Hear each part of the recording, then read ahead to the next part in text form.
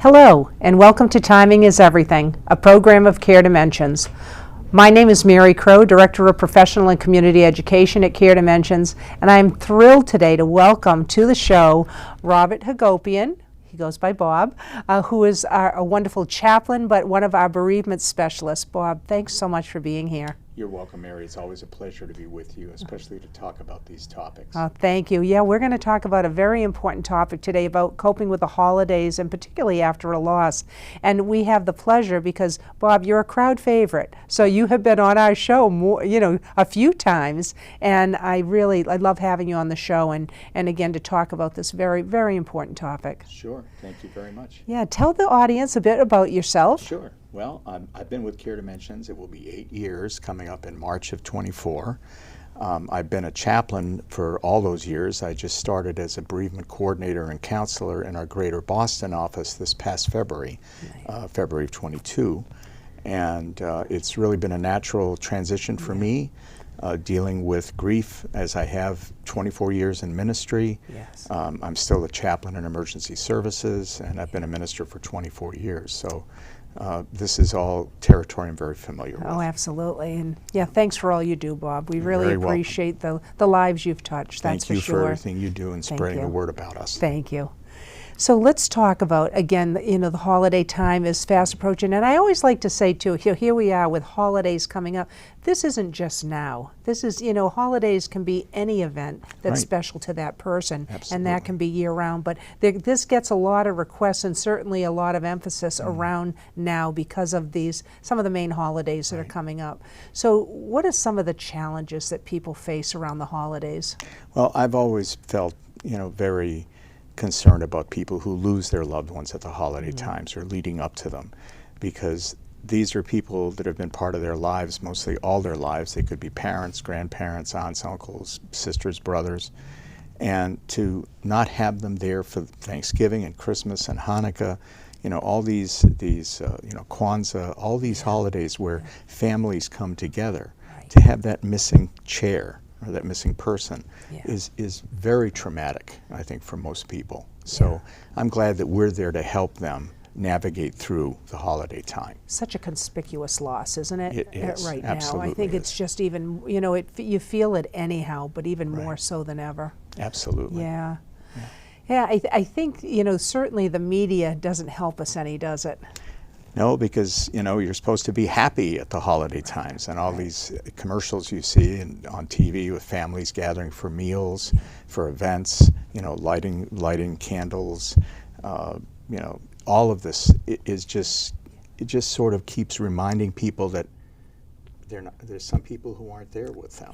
And they're missing out on that experience. Yes, just such a clash of emotions. And like you say, we're told that we're supposed to be celebratory. We're supposed to be out there joyful and merry and all of these. And it's truly a clash with the emotions that people experience, certainly when they've had a significant loss. Absolutely right. And I think, too, it affects the people who are part of their lives, their friends, their coworkers, their family members. They themselves may be experiencing grief, but sometimes people are very awkward. They don't know exactly what to do or what to say to someone who has lost someone. And coming up to the holidays, it can be very confusing, and people can say things they don't mean to be hurtful, but can be hurtful. So we try to do education and helping people to understand how do you approach the holidays with someone who has experienced a deep loss. Absolutely. So that's wonderful. Like to help, how can we help others through it? And also, how do we navigate it ourselves? Right. I think, that's tricky for people because of the pressures that people often feel. Absolutely. Right? So we'll get into the practical solutions, but I always say to people that, one of the major things that I think that we need to do around the holidays or when we're experiencing grief is there's one word that I think comes to mind, and it's permission. Yes. How do we do that? Because it's hard enough to attain permission from others, but we're harder on ourselves, aren't we? That's right. So I think that, how do we have permission to do the things we need to do and not do the things that are just too painful around the holidays? Right. I think primarily you need to be honest with yourself. The person who is grieving, the people who are around that person who are grieving, or maybe trying to help them, their friends, as I mentioned, coworkers. things that you should say, things you shouldn't say. Yeah. What I've always said, because grief is universal, Yeah. and every sentient being on this planet experiences it. So I think we have to be honest with ourselves first, Yep. and understand that our grief is very unique to us. Yeah. So there may be things at the holidays that we used to do that maybe we won't do this time around. Right. Or maybe we'll think about maybe getting back to that at another year, another Yeah. time. But I think it's primarily be honest with yourself. Yeah. And I always say to my families that I serve, whether it's around the holidays or anything, tell your family and friends how you feel. Yep. Let them know, because they want to know what to say and do, and they don't want to hurt you. They Right. want to help you. Right. So if there's something you know that's coming up that you say, well, you know what, I don't think I'm going to attend that this year because I'm really missing, my mother, my father, whoever. And, maybe we can do this a different way. Right. So I think the permission is not only for people reaching out to each other, how do you give each other permission to comfort each other and to support each other, but how do you give yourself permission Yeah. to enjoy these family traditions and the different religious celebrations that happen around the holidays. Yeah. Some people feel, I don't deserve to be happy anymore. Mm-hmm. I don't deserve to laugh. I don't deserve to enjoy, lighting the Hanukkah candles. I don't. Right. And it's like, everyone deserves to feel the best they can Right. in their time and in their own way. Right. Right. So, we shouldn't force people to do things. We shouldn't force ourselves Right. to do things. Right. We should just be honest and open. And when we share it with the people who care about us, they will help us. Right. And we will help them. Yes. Yeah, you bring up so many important points. There's a wonderful quote that says, joy and pain can live in the same home, and neither negates or denies the other. And I think that's the hard part for people, is that when they feel that twinge, part of that permission is allowing yourself, if you do have that twinge of joy or happiness or whatever it is around the holidays, to allow yourself to feel that way, and it's not at all being disloyal to the person that you've lost. And that's an important point. I'm glad you brought that up, because most people feel, well, how would my loved one, I shouldn't be happy when they're dead. Right. And it's like, yeah, okay, we understand that, but if they were here, That's right. how would they like you to be? Right. Would they want you to continue to be in pain? No, they would want you to say, you know what, I'm going to pick my life up, keep going. There's more life to live, and hold on to and cherish those memories of that person. What would they do if they were sitting right here? Right. How would they feel about it? Right. And I think that might be helpful. Absolutely. Yeah. Yeah, there's another wonderful saying that comes out of, if people have seen the movie Tuesdays with Morrie, and which is it's factual, and it talks about death ends a life, not a relationship.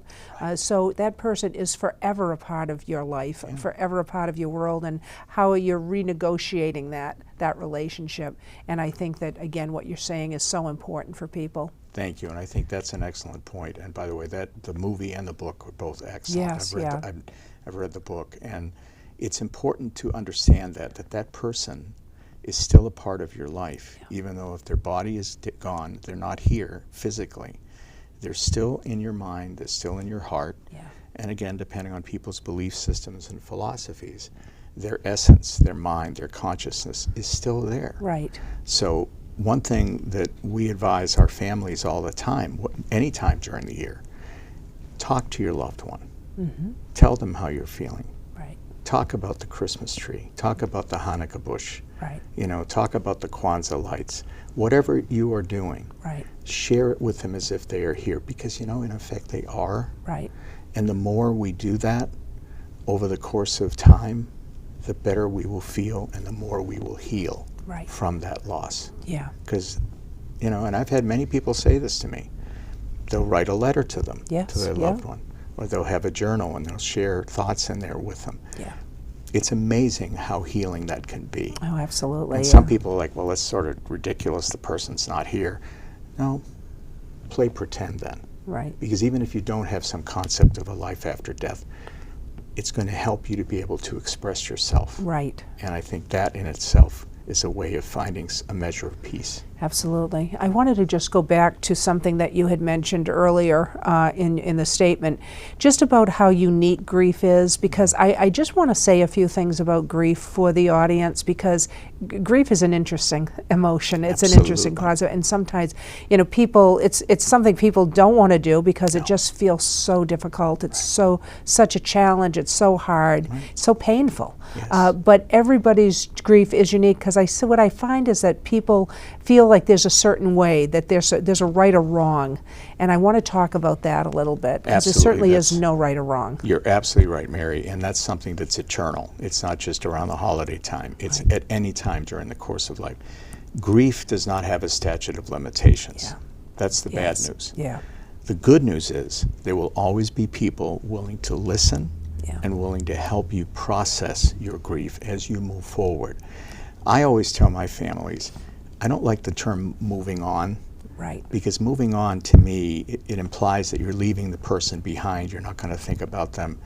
We move forward. Right. It's like we don't get over our That's losses, but we do get through them. That's right. And, as a former chaplain, what I always cite the 23rd Psalm, which is a scripture that's held in common by the major religions of this world, and where it says, He leads me through the valley of the shadow of death. Mm-hmm.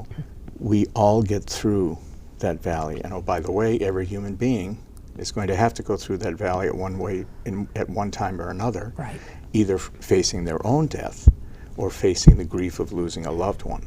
So I always tell people, when you've ever been in a valley, you go into that valley and maybe the sun is behind a mountain or something, it gets dark, but then you emerge out the other side, back out into the sunlight. I had a patient once say to me, what if it's a box canyon? So you go in and there's this cliff, and I'd say to him, do you think that the people who love you are going to leave you there? Right. Of course not. They're going to help you scale that cliff. Right. They're going to help you continue to move forward in your life because they love you and they know that your life and their lives are worth living together. Yes. Yeah. And as you've mentioned, it's about, the hard part is that the only way to get to the other side, to go through the healing, is actually to go through it. Yes. And just as you're mentioning, it's interesting that you brought up the terms about moving on and things like that, because I think we need to be more conscious of our words. Yes. Because sometimes people will even say things like, you'll recover, and I try to talk to people about that too, is that, when we say we don't recover from grief, when we do that, it kind of intimates that grief is an illness that we need to be cured from, which it is not. Absolutely right. The other thing too, when we say recovery, that we're going to return to a previous level, which we're not. Absolutely. So it's really more about reconcile. We become reconciled to it, right? Life is forever changed by it. But and then we will move on, and like you say, not moving on from that person. We will go forward, like you say. So it's like the reconciliation, I think, is an important term, because it is something that we are forever changed by. That's right. You're absolutely right about that. But it doesn't mean that we won't be able to move forward. No, exactly. And I think that is such an important point, to embrace the new now. Yes. Yeah. To embrace the new reality. Yeah. We are no longer having that person with us. Yep. And unfortunately, we can't travel back through time. We can't change anything. What has happened has happened. We can only move forward. Yeah. So understanding that is so important. When we say you will recover, you're not going to recover the way it was back then, just as you pointed out. Right. We can never bring back the past. We can move forward with the lessons of the past and the love and the memories of the past, informing our continuing forward momentum in our life's journey. Yeah. It is a new normal. It is who we are now going forward. Yeah. And how can we adjust to that? Yeah. So you're right about language. It's so important, the words we use. You hear people say, well, you should be over this by now. It's been a year, or you should be this, or you shouldn't do this, you should do that. Right. And I always say, cut those folks a little slack, because what they're saying is they really don't want to see you in pain. Right. They don't want to see you grieving and hurting and sad. So for them, that is their solution to it. But that's not yours. Right. And so what I always tell people, advise people to say when they have someone say that to them is, well, you know, I really appreciate what you're saying because I know you care about me. Mm-hmm. Yeah. But that might work for you, but I'm not you.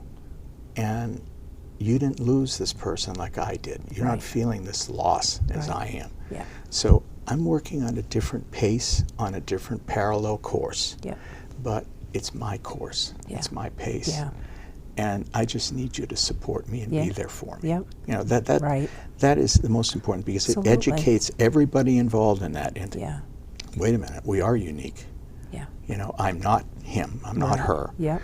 And I need to respect who they are. Yep. Nobody And- will ever experience the pain that you're feeling Right. at any given time. And what the pain that you feel at any given time, it won't be the same as it will at another time too. So just Absolutely again, right. people being able to navigate through that, it's so hard to conceptualize. And as you mentioned, the goal is not to get over this. It's really for it to become more tolerable with time, and that's the healing process. That's right. Right. That's what's most important. Yeah. Again, we do not get over these Yeah. losses. We get through them. Yeah. To imply you get over goes back to the term used, but recovery. Yeah. We're recovering the past. No, you can't recover the past. Right. I'm sorry. Yeah. It can't be. Yeah. But you are now a different person because of this experience, and find ways to discover the strengths. Yeah. You know, when I'm counseling folks, I always say to them, think about the losses in your life before. How did you cope with those? Or how did you not cope with those? Yeah. What worked, what didn't work? Yeah. Learn from your own history. Right. You know, I always say, I love this quote from Michelangelo when a person asked him after he had created the sculpture, the Pietà, which is Mary holding the body of Jesus. They asked him, how do you create these incredible sculptures? And he is reported to have said, all I do is free the statue from the stone. Oh, I love that. that's beautiful. Yeah. Because a lot of our answers are within us. Yes. You know, whenever I sit down with someone and I'm counseling them for their grief, I always say, by the way, I'm not the answer man. Okay? I don't have all the answers. I have ideas and I'm willing to share those with you. But I know the answers to all your questions and all your concerns are inside you. Mm. And all I'm here to do is shine that light into your heart. Yep. And show you, yes, you can do this, you can get through this because you have this, this, and this, Yeah. because you are this way, Yeah. because you're learning and growing. You know, that's what we Right. do, Yeah. encouragement. So I say to people, when you want to help your friend or your family member through grief, ask them what they need. Yes. Yeah. Don't tell them what they should be doing. Right. Exactly. What do they need and how can you help them? And if they say to you, great, you can help me with this, or thank you, maybe I'll keep you in mind, accept that. Right. Don't push it. Right. Yes. You know, always reassure them, I'll be there walking next to you. Yep. Or if you need me, give me a call. Yeah. I'll come. Yeah. You know? Yeah. Yeah. And reach out to them, you know, because what we find is that grieving people, they're not apt to pick up that phone. So you reach out to them. That's an and, excellent you know, point. and ask people what do they need. Right. Or just bring something to them. Yeah. That sort of thing. I mean, a card in the Yeah. mail Yeah. Means a lot to people. everything. Doesn't take any time to do that, Yeah. really. Yeah. Just a phone call, an email, a text saying, hey, thinking about you. Yeah. You know, that's a very good point. Keep in contact with them. Yeah. Because, like you say, some people are like, well, I don't want to bother anybody with this. Right. You know, Yeah. and it's like, you're not a bother, you're a friend, you're a Right. family member, Yeah. you're a beloved person.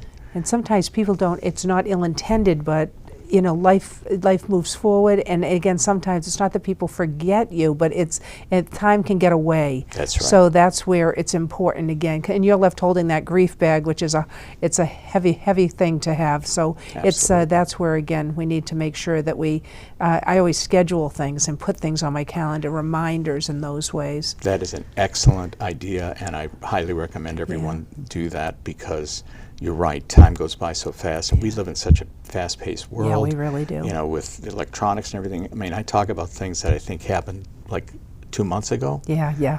and they happened a year ago. Yes, yeah. You know, and I think we've seen that during COVID. Yeah, we It's that, certainly like we have. have missing time. Right. You know, yeah, it it's feels like just there's huge lapses, doesn't it? wow, yeah. So let's talk. So let's get to some more practical solutions too. Let's talk about these things. How can we help people in terms of this time around the holidays? About other things they can do to navigate this. Right. I think it's an important thing to sit down and think about what traditions you have Yep. in your family, what personal things you do individually or what things you do collectively, you know, communally, in the community, and in your, you know, your family, your friends, your circle of friends. Some people will have like a Christmas grab or something, or they'll have a Christmas party or a holiday party. Look at those things and say, okay, what about this do I think I can do? Yep. What about this do I think maybe needs to change? Yep. Or maybe I just can't do that at all this year. Right. Yeah. Always look at it and ask yourself, how am I going to feel if I'm part of this? Yeah. If it's a situation where you're always hosting a gathering, maybe this year somebody else can host it for you. Yeah. Maybe instead of being the host, you can go and attend, or decide, I'm not ready yet for this. Yeah.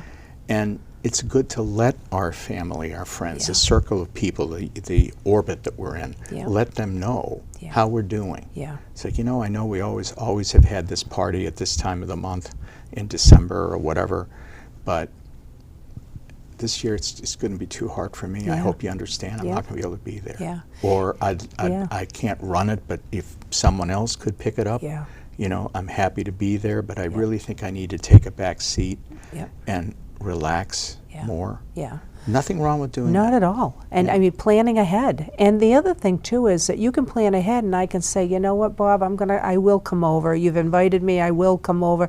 And I might get close to that time, and you know what, it's just too much. And so I need to be able to have that permission to then say, you know what, I'm not going to be able to do it after all. Right. Or the other thing too, I always say to people is, you know, have an escape plan. Right. No, that's Right? great. That's great advice. Yeah, because I think sometimes people, they avoid going. They might want to go for a little while, but they avoid it because they feel like, oh, somebody's going to pick me up and I'm going to be trapped there for the evening. That's an excellent point. It's, again, how is this going to feel for me? And what can I do? But those are all excellent things. Be kind to yourself. Yeah. And you brought up a very good point. You get close to that time, maybe even like the night of, and all of a sudden you just, you know, you can't do it. Yeah. There's nothing wrong with calling the person saying, look, I'm really sorry, but I really don't feel up to it tonight. Yeah. And if they know you and they love you, hopefully they will understand. And if some people are disappointed, well, sorry, but you're grieving. That's where that open communication is so important. And to say really up front that, you know, I need everybody to understand that, like, we all have to do what's right for us within this circumstance. Absolutely right. Yeah. So it's hard for people because, you know, again, it's not ill-intended. They want you to be a part of that, but it's about them, not about you. If we can all just allow one another to be the way we need to be, it will be a better off situation. Excellent point. And I'd like to also stress that not only are we looking at things that we used to do that might bother us, there may be things you can look at that you can initiate as a new tradition. Right. You know, Uncle Joe is not here, Aunt Jane is not here this year. Yeah. Why don't we do something to honor them? Right. Or, you know, what was their favorite Hanukkah song? Yeah. Or their favorite Christmas carol? Yes. You know, like Grandma got run over by a reindeer or something. You know, one of the, let's and make it fun. Yeah. Make it so that if that person were here, they'd be laughing uproariously. Right. Yeah. And they'd be grateful that you're remembering me. You remember I love that song, even though I know the rest of you don't like it. You know, it can create some new enjoyment. Right, You know? right. It's a wonderful way to memorialize that person. When my father died 6 years ago, and it was right before Thanksgiving, and my father loved strawberry shortcake from Henry's, which of course, you know, so or the creme de la creme, right? So anyhow, that came to the holidays all the time. So here we are, the holidays. So I brought a strawberry shortcake. Nobody else in the family likes strawberry shortcake. So we had this strawberry shortcake there in my father's honor. It has we've never done an occasion since without that. And it's funny because the family will say to me, "You brought the strawberry shortcake, didn't you?" And it just sits there. Nobody has it. Nobody eats it. But it really is kind of our way of really honoring and recognizing him. That is beautiful. I love that. That's That's an excellent So idea. people can do various things like that, whether it is like planting a tree or doing things, even a memory box or starting, right? People can write down. Absolutely. Anything like that that's tangible. Yeah. And something, like a memory box is something you can add to every year. Yes, yeah. So let's say, we have a new grandchild in the family and you take their picture, they're 1 year old this year. Yeah. Next year you take their picture, they're 2 years old, and you put that in the box. Yep. So you actually, every year you're adding something to it. Yeah. You're remembering that person, Yeah. and you're celebrating the new lives around you. Yeah. I think that's a great idea. Yeah. What are some other things, too, that we can suggest to people to help them to navigate this time? Well, I think, too, it's finding out what did that person really love? Yeah. And maybe making it part of the tradition. Yep. There's so many different things that you can think about from a person. Some things can be very humorous, and that can really elevate, lift the spirits of everyone. But I would say trying to do the things that you want to do. Yeah. That make you feel good. Yep. And whether it's sending cards, whether it's creating something as a memorial, anything like that. Yeah. Think outside the box. Yeah. Even volunteering time. I know that sounds very strange because people are like, my gosh, I'm grieving. I feel like my head's barely above water. But yet, it's a wonderful time to be doing something like that, to be able to make a difference in somebody else's life during a time when you're hurting too. It can really enhance things for people. I agree. I think you and I hear this from our Care Dimensions volunteers. Yeah. They're there because they experienced a loss that we help them with, and they want to pay it forward and help other people. Yeah. So volunteering is a great thing. When you do something, you're changing your focus from what's in here to what's out here, and you're making a difference for someone. Yeah. And in so doing, you feel better too. Absolutely. That's the beautiful thing. It really is. It flows both ways. Yeah. And I'm going to tell you, Bob, whenever I'm with you, the time goes by like it's a split second. But talk about, I know we have to wrap up, but talk about some of the Tree of Lights and things like that. Thank you. Absolutely. I appreciate that very much because every year Care Dimensions and our Bertillon Center for Grief and Healing, where I work, we put together Tree of Lights ceremonies around our region, our service area. So I'm referencing a list here because I can't keep it all on the hard drive anymore. We have ceremonies coming up on December 5th, which is a Monday at 5 o'clock on Cape Ann. Okay. This is at the Bank Gloucester. In Cape Ann. We have a ceremony in Danvers coming up on Tuesday, the 6th of December at 5 o'clock, and that's at the M&T Bank. Yep. We're doing a ceremony at the Bemis Hall in Lincoln, which is the Lincoln Senior Center, on December 7th, which is a Wednesday at 6 o'clock. And we have a Swampscott ceremony on Thursday, December 8th at 5 o'clock that will be at the Town Hall in Swampscott and the First Church in Swampscott. Wonderful. Congregational. So we encourage people to come to those things where they can lift up the names of their loved ones, where there is a special ceremony, and it's really a beautiful time for people to come together, and it's interactive, which I think is really helpful. The other thing I'd like to mention too, and I'd ask everyone, always go to our Care Dimensions website. Always look at the grief support and bereavement section. There's a calendar of events of things coming up. It's constantly updated. But we have Coping with the Holidays groups that we're doing, that are really helping with this sort of thing. So look at the website. Come to one of these candle lighting, tree lighting ceremonies. Be part of a way to celebrate the life and the love of the person you've lost at this season, which is a season of light in all the major religions. I think it's a beautiful thing. Thank you so much, You're Bob. welcome. Thank you so much for being a part of the program today, Thanks as for having always. And thank you so much for tuning in to Timing is Everything. Home. More than ever, it's your sanctuary. But if you're caring for a loved one with advanced illness, it can feel isolating and worrisome. Care Dimensions can help. As Massachusetts' leading hospice provider, you can count on us for guidance, medical care, and support. We follow all COVID-19 safety precautions to protect you and your family, so you don't have to delay getting the care you need. Visit Care Dimensions online or give us a call.